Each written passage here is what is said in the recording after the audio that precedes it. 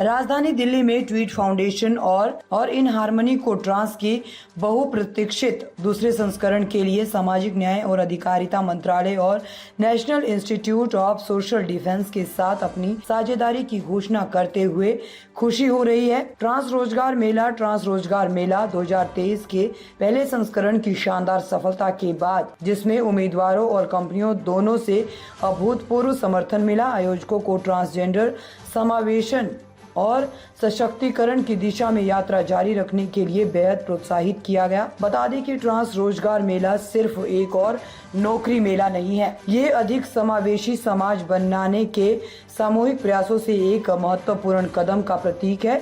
और इस वर्ष मेले का लक्ष्य निजी, सरकारी, अंतर्राष्ट्रीय और द्विपक्षीय संस्थाओं सहित विभिन्न क्षेत्रों के संगठनों को एक साथ लाना है, जो ट्रांसजेंडर समुदाय के 120 से अत्यधिक प्रतिस्पर्धी और पेशेवर नौकरी चाहने वालों के लिए एक मंच प्रदान करता है।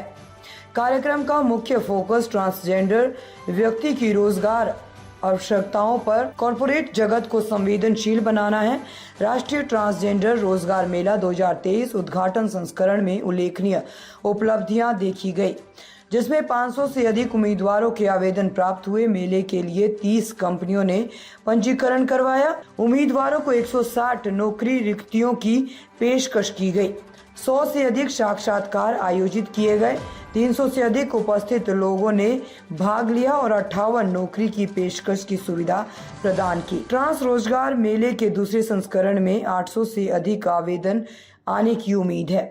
दिल्ली से अतुल श्रीवास्तव की रिपोर्ट। पार्टी आचार्य महामंडलेश्वर किन्नर अखाड़ा और आज ट्रांस एम्प्लॉयमेंट मेला 2024 सेकेंड सीज़न हो रहा है और ये बहुत ही इफ़ेक्टिव रहा है। पिछले साल जब फर्स्ट टाइम इसका फर्स्ट ट्रांस एम्प्लॉयमेंट मेला हुआ था 2023 में 58 समाज से लोग, ट्रांसजेंडर कम्युनिटी, ट्रांसमैन, ट्रांसवुमेन को जॉब मिला था।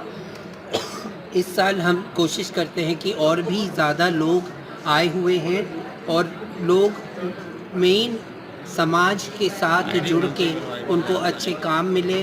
अच्छी कंपनियां आई हुई हैं मेले में, समाज के लोग आए हुए हैं। ऑर्गेनाइजर्स को मैं धन्यवाद करती हूँ, अभिना और ट्वीट फाउंडेशन को, कि उन्होंने इतना सुंदर कार्यक्रम का आयोजन किया हुआ है। और मेरे हिसाब से ये ज़रूरी है कि मुख्य धारा से जुड़ने के लिए ट्रांस एम्प्लॉयमेंट मेले जैसा और भी गवर्नमेंट भी ऑर्गेनाइज करे। मैडम, जिस तरह से डिस्क्रिमिनेशन किया जाता है ट्रांस को लेकर के सोसाइटी में, जॉब्स मेले पर आपने इसके बाद उनके फ्यूचर को कैसे देखा है? बहुत सारी कंपनियों ने अपने दरवाजे खोले हैं। उन्होंने अपने एम्प्लॉयर्स को जो दूसरे वर्कफोर्स है उनको सेंसिटाइज किया हुआ है। तो बहुत जगह बदलाव दिख रहा है, पर उस बदलाव के साथ स्टिग्मा डिस्क्रिमिनेशन का भी एक बहुत बड़ा मुद्दा है। जहाँ पे लोग सेंसिटाइज नहीं है वहाँ पे दिक्कतें होती हैं और मैं चाहती हूँ कि ये दिक्कतें ना हो, लोग सेंसिटाइज हो, अच्छे से एडवोकेसी हो और लोगों में ट्रांसजेंडर्स को लेकर जो भ्रांतियाँ हैं वो ख़त्म हो। एक लास्ट सवाल ये है कि जो ट्रांस के लिए एजुकेशन फाउंडर मेंबर हूँ ट्वीट फाउंडेशन की, जो कि को पार्टनर है। मैडम, एक सवाल आपसे ये है कि ट्रांसजेंडर के लिए जो डिस्क्रिमिनेशन समाज में देखा गया है उससे ऊपर भी ये सारे प्रोग्राम्स हो रहे हैं, तो कैसे आगे की दिखते हैं? देखिए, मैं खुद एक नेशनल ट्रांसजेंडर काउंसिल की मेंबर हूँ। मैं गवर्नमेंट इंडिया के साथ काम करते हैं, ministry of social justice welfare के साथ। और आज की तारीख में मिनिस्ट्री ने भेदभाव और कलंक के बारे में बहुत स्ट्रांगली चर्चा करना शुरू किया है। तो आज की तारीख में ये जो मेला आप देख रहे हो, ट्रांसजेंडर एम्प्लॉयमेंट मेला, कभी भी भेदभाव कब कम होगा? जब मुख्य धारा में एक किन्नर या ट्रांसजेंडर जो भी है उसको समाज में इक्वल अपॉर्चुनिटी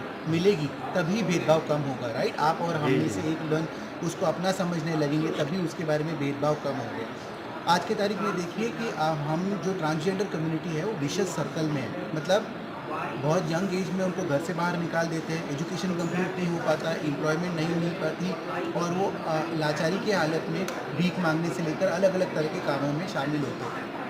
ऑफिशियल आंकड़ा 2011 में ट्रांसजेंडर्स का 5 लाख था, बट हमारा एक एस्टीमेट है कि करीब 25 लाख ट्रांसजेंडर भी भारतवर्ष में शामिल है। सोचिए कितना बड़ा वोट बैंक है और कितना बड़ा लोग हैं कि जो भारत की जीडीपी को कंट्रीब्यूट कर सकते हैं। तो हम विकसित भारत की बात कर रहे हैं। विकसित भारत में किन्नर या ट्रांसजेंडर या ट्रांसमैन या ट्रांस वुमेन भी विकसित भारत का हिस्सा बनना चाहते हैं और ये ट्रांसजेंडर एम्प्लॉयमेंट मेला जो है ये उसकी एक पहल है। शुक्रिया। और मैं फाउंडर हूँ इन हार्मनी, और इन हार्मनी एक डाइवर्सिटी इंक्लूजन कंसल्टेंसी है और हम वन ऑफ द ऑर्गेनाइजर्स हैं ऑफ द ट्रांस बिल्कुल, एम्प्लॉयमेंट। ट्रांस एम्प्लॉयमेंट मेला आज ये ऑर्गेनाइज हो रहा है, कैसे इसको देखते हैं इस मेले को और इसमें कितने कहाँ से लोग इसमें शामिल हो गए? सो यहाँ पे लोग पूरे देश से आए हैं, अलग अलग जगह से आए हैं और एम्प्लॉयमेंट के लिए सीख करने के लिए आए हैं। और ऑल्सो हमारे जो कंपनीज़ हैं वो भी अक्रॉस डिफरेंट स्टेट से आए हैं, दिल्ली के ही नहीं हैं, कई सारे बैंगलोर से हैं, बॉम्बे से हैं। सो जैसे हमारे जो मेन प्लैटिनम स्पॉन्सर है वो पुलिस सेकेंड है, वो बैंगलोर से आई हैं टीम। हमारे गोल्ड स्पॉन्सर हैं वरुण बेवरेजेस, वो यहाँ के हैं, दिल्ली के हैं। फिर हमारे जो सिल्वर स्पॉन्सर है प्रॉक्टर एंड गैम्बल, वो तो पैन इंडिया है, FMCG कंपनी है। और द ललित जो जहाँ पे most of the events LGBT related है वो हमारे दूसरे silver sponsor. So companies Accenture आई हैं, डिलॉयट आई हैं, सो जिनका प्रेजेंस कंट्री के अक्रॉस है और कैंडिडेट्स भी इस तरह से अलग अलग जगह से आए किस हैं। तरह का आउटकम रहता है इस मेले के बाद? जैसे लास्ट ईयर हमारे पास करीबन 500 एप्लीकेशन आए थे। इस साल हम लोग ना 800 डेटाबेस है ट्रांसजेंडर कैंडिडेट्स का और इसमें 70% तो ग्रेजुएट्स हैं, अनदर पोस्ट ग्रेजुएट्स भी हैं इसमें। आज सुबह मैंने किसी से बात किया जो BTech है। सो अलग अलग क्वालिफिकेशंस के कैंडिडेट्स आते हैं। पिछले साल हमने 58 लोगों को जॉब्स दिए थे, इस साल हमारी उम्मीद है कि हम एटलीस्ट 120 लोगों को जॉब्स। ठीक है, बहुत शुक्रिया। ताज़ा खबरों से जुड़े रहने के लिए हमारे चैनल को सब्सक्राइब करें और बेल आइकन को दबाना ना भूलें ताकि हर खबर की नोटिफिकेशन आपको मिलती रहे।